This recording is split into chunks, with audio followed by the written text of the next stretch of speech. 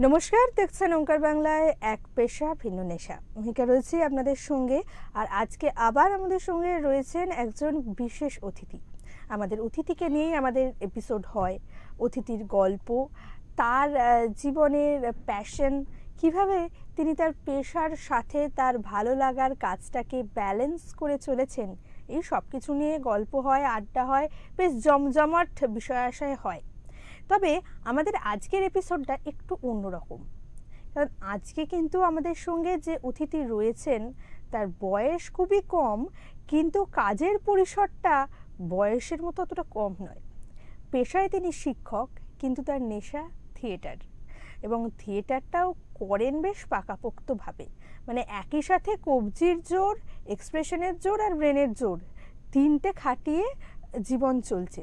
যাই হোক, আমি ওঙ্কার বাংলার পর্দায় আমাদের আজকের অতিথি অনিমেষ ঘোষকে স্বাগত জানাচ্ছি। নমস্কার, ওঙ্কার বাংলার পর্দায় স্বাগত। যাই হোক, ফর্মালিটি হয়ে গেছে, কিন্তু যেহেতু অতিথি বন্ধুস্থানীয়, এই ফর্মালিটিটা বেশিক্ষণ থাকে না, আর আমাদের তো আড্ডাটা দিয়েই যায় এপিসোড। যাই হোক, আমি প্রথমে সোজাসাপটা যে প্রশ্নটা করব, থিয়েটার, এই থিয়েটারটার তোর শুরুটা কিভাবে হলো? সত্যি কথা বলতে কি, অভিনেতা হতে চেয়েছিলাম। অভিনয় করার একটা প্যাশন ছিল। তো যেমন হয় আর কি, বাড়ি থেকে কেউ এইসবের সাথে যুক্ত নেই, তো সিরিয়ালের অডিশন দিতে যেতাম। তো যখনই অডিশন দিতে যেতাম দেখতাম যে কেউই বলতো হচ্ছে না বা কেন হচ্ছে না। তো কিছু কাস্টিং ডিরেক্টর আমাকে বলেছিল যে তুমি পারলে কোনো যেখানে অভিনয় শেখানো হয় সেখানে ভর্তি হয়ে যাও, তাহলে তোমার জন্য হয়তো ভালো হতে পারে। বললাম আমার কাছে টাকা পয়সা নেই, আমি কি করবো? বললো তাহলে সব থেকে সস্তার জায়গা হচ্ছে থিয়েটার, তুমি থিয়েটার করতে পারো। তো এবার তখন কোন থিয়েটারে ঢুকবো? নাটক দেখার এর আগে কোনো অভিজ্ঞতাও ছিল না, কিচ্ছু ছিল না। তো তখন আস্তে আস্তে ফেসবুকে সার্চ করতে থাকি এরকম কোন দলে অভিনয়ের জন্য ছেলে মেয়ে নেওয়া হচ্ছে। তো ওইখান থেকে থেকে আমি অর্কিড চন্দননগর বলে একটি দলের খোঁজ পাই। তারা সেই সময় তাদের নতুন প্রোডাকশনের জন্য অভিনেতা খুঁজছিল। তো সেই সময় অডিশন দিই এবং সিলেক্ট হই। কিছু 10 জন না 12 জন মতো এসেছিলো, তার থেকে 2 থেকে 3 জন সিলেক্ট হয়েছিল, তার মধ্যে আমি একজন ছিলাম। তো সেখান থেকে অভিনয় করাটা শুরু হয় আমার মূলত।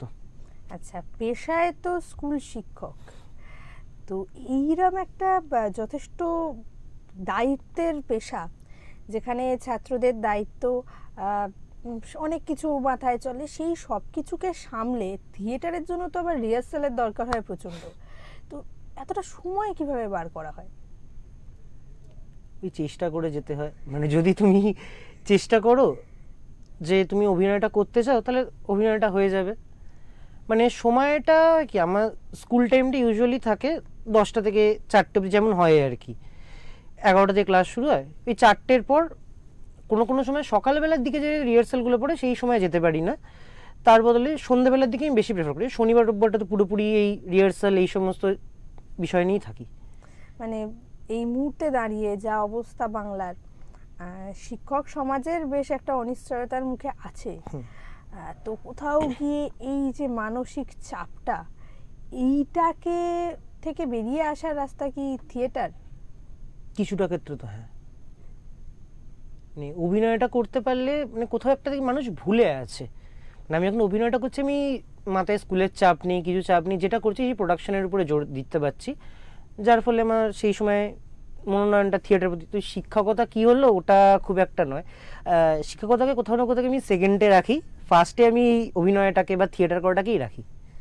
স্টুডেন্টদের সঙ্গে কখনো কোনো নাটক করা স্কুলে বা এরকম বিষয় আসা হয়, বা এরকম ইচ্ছা আছে?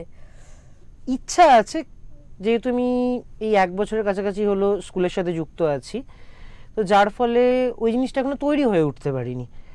তারপরে বিভিন্ন সমস্যার জন্য এটা হয়তো হবে, ভবিষ্যতে হবে, এটা আশা রাখা যাক হবে। কারণ ছাত্র শিক্ষক একসাথে যখন কোনো ক্রিয়েটিভ কাজ করে, সেটা ছাত্রদের কাছে যেমন একটা মেমোরেবল জিনিস থাকে, একজন শিক্ষককেও যেন সেটা একটা পরিপূর্ণতা দেয়।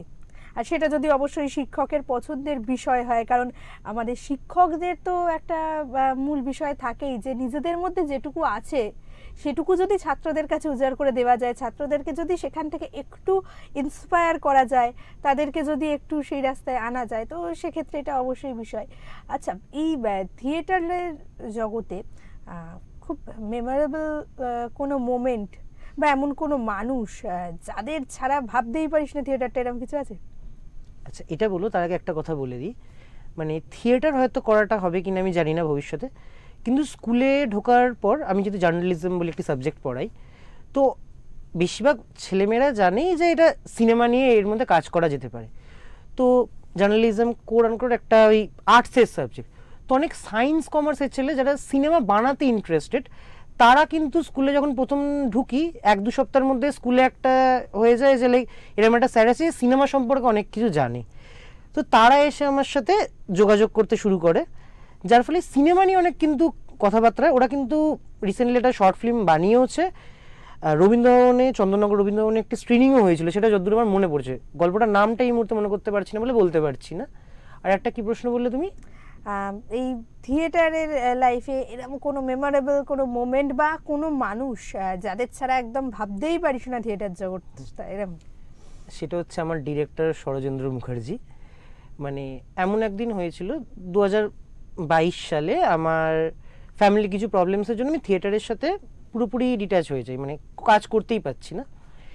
সেই সময় হুগলি জেলা পরিষদে একটা পথনাটিকা নাটকের কথা মাথায় আসে যে করতে হবে।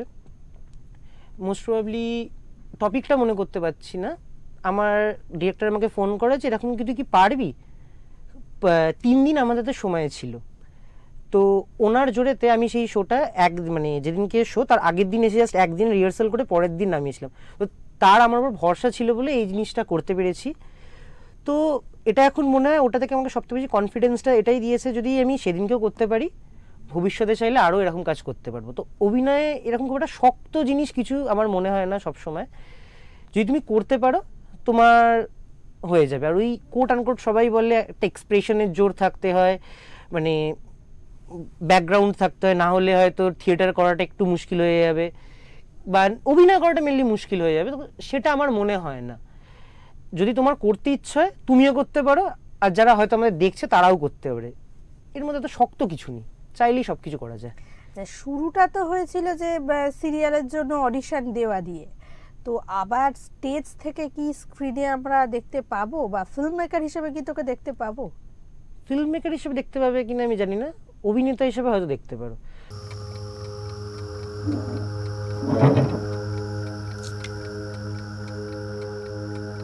কারণ হচ্ছে আমি মনে করি অভিনেতাদের এই স্টেজ বলে শুধু এই মঞ্চ কিছু হয় না, মানে সেটা স্ক্রিনের সামনেও হতে পারে বা স্টেজের উপর দাঁড়িয়েও হতে পারে, যে কোনো জায়গাতেই হতে পারে।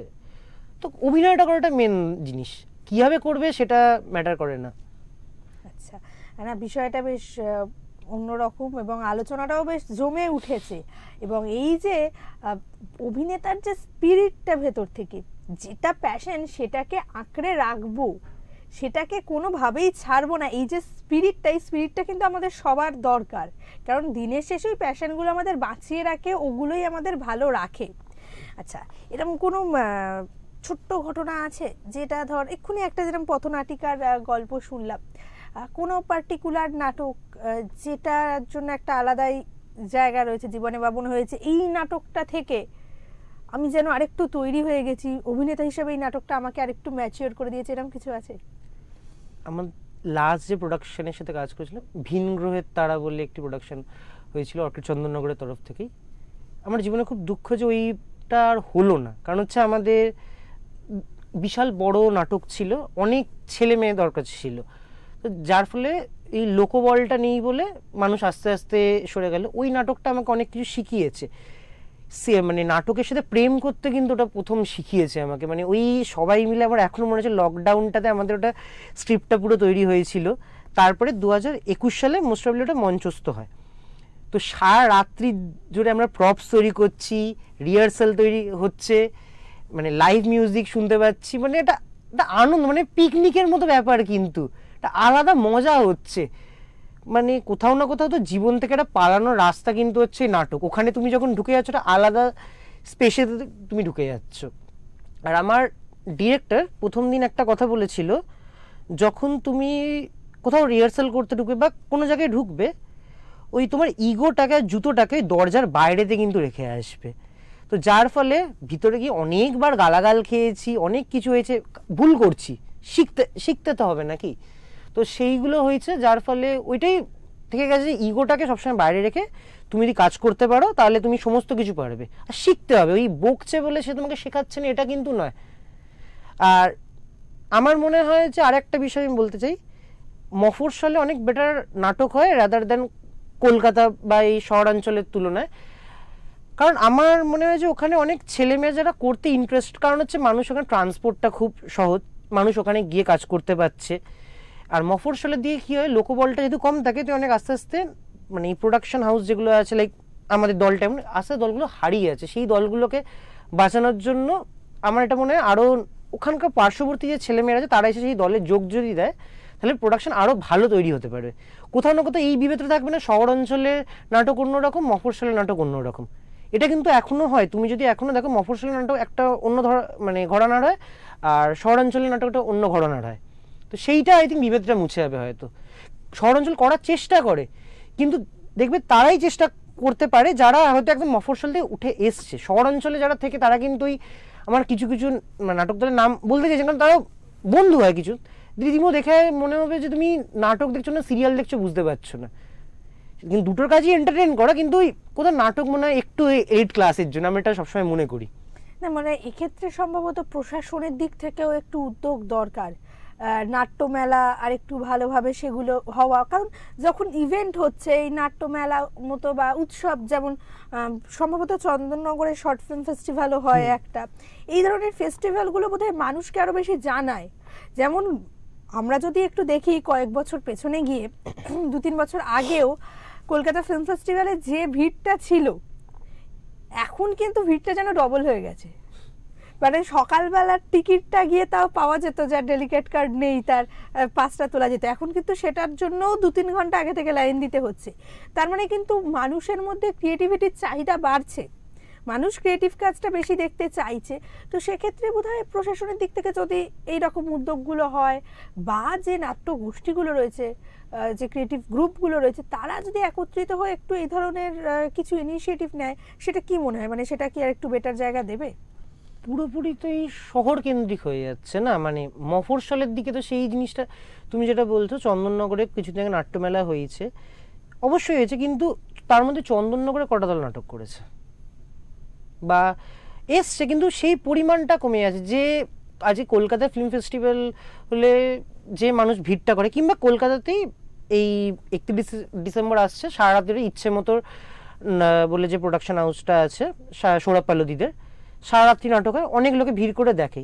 ইভেন নান্দিকারের একটা এই শীতকালে একটা নাটকের ফেস্টিভ্যাল মতো চলে, ওটাও কিন্তু মানুষ দেখে, কিন্তু যেটা মফস্বল এলে ওই মানুষটা কিন্তু সংখ্যাটা কম। কোথাও না কোথাও গিয়ে আমাকে শহরে থেকেও চিন্তা করতে হচ্ছে টিকিটটা কী করে বিক্রি করতে হবে, মফস্বলে চিন্তা করতে হচ্ছে, কিন্তু শহরে কোথাও না কোথাও চিন্তাটা কম, মফস্বলে যেটা একটু বেশি। তাও মফস্বল বলতে কিন্তু আমি এই ব্যান্ডেলের দিকটা কথাটা বলছি, কারণ হচ্ছে কোথাও না দেখি আমি যে মধ্যম গ্রামে যে নজরুল মঞ্চ আছে বা ব্যারাকপুরে যে মুসলি সুকান্ত মঞ্চ আছে, ওইখানে কিন্তু লোকে নাটক হলে নাটক কিন্তু দেখতে আসে, লোকে কিন্তু যায়, কিন্তু এই দিকগুলো কিন্তু মানুষ দেখছে না কেন? একটা বড় কারণ হচ্ছে ট্রান্সপোর্ট। কিন্তু ওখান থেকে মানুষ যাদের শহরাঞ্চলে বাড়ি, কারণ শহরাঞ্চলে অনেক মানুষ আছে যারা কিন্তু নাটক দেখতে অভ্যস্ত, নাটক দেখতে তারা পছন্দ করে, কিন্তু তারা ওই যাওয়ার রিসোর্সেসটা পাচ্ছে না, ট্রান্সপোর্টটা ভালো পাচ্ছে না বলে কিছু করা হচ্ছে না। যার ফলে তুমি যদি দেখো ফেস্টিভ্যালের সময় অনেক সময় স্পেশাল মেট্রো দেওয়া হয়, আমি মনে হয় যে ফেস্টিভ্যাল যদি নাট্য উৎসব হয় সেখানেও স্পেশাল ট্রেন বা এইসবের যদি ব্যবস্থা করা তাহলে খুব ভালো হয়। বেশ, তো তার মানে একটা বেশ সব দিক থেকে যদি একটা সাহায্য আসে, মানে একই সাথে যদি এখন সাধারণ মানুষ যারা পরিবেশন করছেন তারা এবং প্রশাসন সবাই যদি হাত মেলায়, তবে কিন্তু আমরা একটা ক্রিয়েটিভ ওয়ার্ল্ডটাকে আরেকটু স্ট্রং করতে পারবো। বা নাটক হোক বা যে কোনো ক্রিয়েটিভ বিষয় হোক, সেটার মেন বিষয়টা তো কমিউনিকেশন। আর এখানে কোথাও গিয়ে যেখানে আমরা গোটা বিশ্ব জুড়ে ক্রস কালচার কমিউনিকেশন চালাচ্ছি, সেখানে এইটুকু ডিস্টেন্সের মধ্যে কমিউনিকেশনের ক্রসটা যেন হচ্ছে না প্রপারলি। তো সেই জায়গাটা কোথাও গিয়ে কি মনে হয়, মানে এই যে যখন কমিউনিকেশনের কথা উঠলোই তখন এখান থেকে একটা প্রশ্ন করি। তো একজন শিল্পী, মঞ্চের শিল্পীর বেসিক কাজ হচ্ছে তার দর্শকদের সাথে, তার অডিয়েন্সের সাথে কমিউনিকেট করা।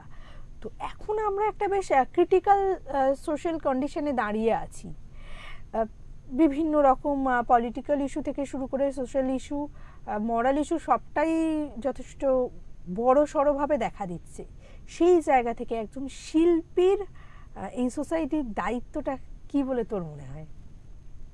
এই যেটা বললে কমিউনিকেশন করতে হবে, তো প্রতিটা শিল্পীরই কাজ থাকে, মানে অভিনয় যখন করছে সেটা নাটকে করুক কিংবা স্ক্রিনেতে করুক, কমিউনিকেট করা। কিন্তু কোথাও না কোথাও গিয়ে এটা বাধা কিন্তু ডিরেক্টরের হাতে। ডিরেক্টর যেরমভাবে তোমাকে তৈরি করে দিচ্ছে সেরমভাবে কিন্তু তুমি তৈরি হয়ে যাচ্ছ। আর নাটকের ক্ষেত্রে কোথাও না কোথাও গিয়ে একটা বিষয় হচ্ছে, তুমি যদি 10টা শো করো, 10টা শো কিন্তু 10 রকমের হবে, আর স্ক্রিনেতে ওটা পুরোপুরি একরকম হয়ে যাচ্ছে। তো সেইটা ক্ষেত্রে আমি মনে করি যে লেখা যদি, সেই চরিত্রটার লেখা যদি ভালো হয়, তাহলে তুমি যদি চাও তুমিও সেটা কিন্তু খুব ভালো করে ফুটিয়ে তুলতে পারো। আর তুমি যদি সেটার সাথে কানেক্ট নিজে করতে পারো, তাহলে আরো ভালো করে বেশি মানে ফুটিয়ে তুলতে পারবে। বেশ, আর কমিউনিকেশনে যখন এত দূর কথা হলোই, আরেকটু আমরা এই নিয়ে বকবক করে নিই, কারণ এই বিষয়টা ইন্টারেস্টিং। অনেক নতুন শিল্পীদের, যেটা বিশেষত আমরা সিনেমার ক্ষেত্রে দেখি, তাদের ক্ষেত্রে একটা প্রবলেম হয় কমিউনিকেশন জনিত। প্রথমত তারা কন্ট্যাক্ট করতে পারে না, দ্বিতীয়ত সিনেমা হোক সিরিয়াল হোক, নতুন শিল্পীদের ভীষণ এক সাইডে সরিয়ে রাখার একটা বিষয় দেখা যায় খুব স্ট্রং ব্যাকগ্রাউন্ড না হলে। তো সেইটা কখনো নাটকে এরকম কিছু হয় বা এরকম কিছু তুই ফেস করেছিস? দেখো, এইটার তো একটা কারণ যার জন্য আমি নাটকে দিয়েছি, তোমাকে প্রথমেই বললাম, ওই যদি আমি আজকে কোনো quote and quote nepo kid হতাম, তাহলে আমি সেদিনকেই লঞ্চ হয়ে যেতাম, সেদিনকে কিছু একটা করে নিতে পারতাম। কিন্তু আমার মনে হয় এটা হয় নাটকের ক্ষেত্রে বা থিয়েটারের ক্ষেত্রে এই চান্সটা খুবই কম। কারণ যদি শাহরুখ খানকেও দেখি, সেও কিন্তু প্রথমে ব্যাক স্টেজে কাজ করতো, তারপরে আজকে যে শাহরুখ খান হয়েছে, সেও কিন্তু একজন আউটসাইডার ছিল। যতই মানুষ বলুক যে তার বাবা বিশাল বড় একজন আর্মিতে ছিল, একজন বড় মানুষ ছিল, তারপরে সে এরকম জায়গাতে এসছে, আউটসাইডারটা হয়তো স্ক্রিনের ক্ষেত্রে হতে পারে, কিন্তু নাটকের ক্ষেত্রে আমার মনে হয় সেই বিষয়টা খুব কমই আছে। যদি নাটকে তোমার ইচ্ছা থাকে, তুমি গিয়ে যদি ডিরেক্ট অ্যাপ্রোচ করো, তাহলে সবাই সেখানে যোগাযোগ করতে পারে এবং সবাই নাটক দিয়ে কিছুটা করতে পারে। মানে এরকম অনেক বড় বড় দল আছে, দেবেশ চট্টোপাধ্যায়ের মতো যে সংস্কৃতির যে বড় দলটা আছে, ওরাও মাঝে মাঝে অডিশন নেয়, নতুন ছেলে মেয়ে নেয়, তো তারাও ভালো কাজ। কিন্তু হ্যাঁ, আবার সেই একটা কথা বলতে চাই, মফস্বলে যেটা তাড়াতাড়ি শেখা যায় সেটা শহরকে কিন্তু শেখা যায় না। কোথাও না কোথাও গিয়ে তুমি শহরে যারা যাচ্ছে তারা অনেকটা ম্যাচিওরভাবে কিন্তু যাচ্ছে, যেটা মফস্বলে হাতে ধরে যে তৈরি করার বিষয়টা আমার ব্যক্তিগতভাবে এটা মনে হয় যেটা শহরের ক্ষেত্রে থাকে না। আমি একটু কথায় কথায় মফস্বল আর শহরটাকে বলে ফেলছি, কারণ আমি এটা চোখের সামনে দেখায় না, যেখানে একটা ক্রিয়েটিভ কাজের বেসিক কাজ কমিউনিকেশন, সেখানে কমিউনিকেশনের ঘাটতি হলে সেই কথা তো বারবার উঠে আসবে। হ্যাঁ, তো এই আমি জানি না সেটা তাদের দোষ কিনা, মানে শহরের দিক থেকে তারাও দেখতে পাচ্ছে আমাদের কাছে তো 10খানা ভালো ছেলে আছে, আমি কেন 11 নম্বরের জন্য খাটতে যাবো। সেখানে মফস্বলের ক্ষেত্রে তো সেটা হচ্ছে না, আমার কাছে এই রিসোর্সেস ওই 5টা ছেলে কি 6টা ছেলে মেয়ে, তাদেরকে নিয়ে আমি কাজটা করতে হবে, যার ফলে এটা করা সম্ভব হচ্ছে না। আচ্ছা, এই নাটকের ক্ষেত্রে কথা বলতে বলতে যেটা উঠলো সেটা হচ্ছে যে একটা বেশ দলগত কাজ, সবাই একটা পরিবারের মতো একসাথে বসে আড্ডা থেকে শুরু করে একসাথে সারাদিন রিহার্সাল সবটা মিলে একটা জমজমাট কাজ হয়। আবার ক্লাসরুমেও সেটাও যেন একটা ফ্যামিলির মতো। মানে কোথাও গিয়ে এই দুদিকে দুটো ফ্যামিলি, কখনো মনে হয় ক্লাস করাতে করাতে যে এই যে ফ্যামিলিটা, এই ফ্যামিলিটা, দুটো ফ্যামিলিকে বেশ এক করতে পারলে খুব ভালো হতো? ভালো তো লাগবেই, মানে আমি তো বললাম তারা থিয়েটার চেষ্টা করছে, থিয়েটারে আমি তাদেরকে আনার চেষ্টা করছি, যদি আসে তারা খুবই ভালো, আর নয়তো যদি সিনেমা বানাচ্ছে তো সেগুলোকে নিয়ে এগোনো যেতে পারে, দেখা যাক। আচ্ছা বেশ, তো এই নাটক নিয়ে যখন এত কথা হলো, দর্শকদের জন্য তো একটু অন্যরকম কিছু রাখতে হয়, সেক্ষেত্রে একটা কোনো ফেভারিট ডায়লগ বা কোনো কবিতা, এটা যদি একটু দর্শকদের জন্য রাখা যায় খুব ভালো হয়। সেরকম ডায়লগ বলতে মানে ভিনগ্রহের তারার একটি মানে ডায়লগের কথা মনে পড়ছে, পশুমন্ত্রী হয়েছিলাম ওখানে, তো ডায়লগটা খুব ফেমাস হয়েছিল, সেটা হচ্ছে, মহারাজ ওই 5 লক্ষ সুরে বাচ্চাকে মানুষ দান করেছি। লাস্টের দিকে হেসে ফেললাম, ওখানে খুব সিরিয়াস ভাবে বলেছিলাম এই বিষয়টাকে, খুব ক্যাজুয়ালি বলেছিলাম, পলিটিক্যাল স্যাটায়ার ছিল যেহেতু ওটা।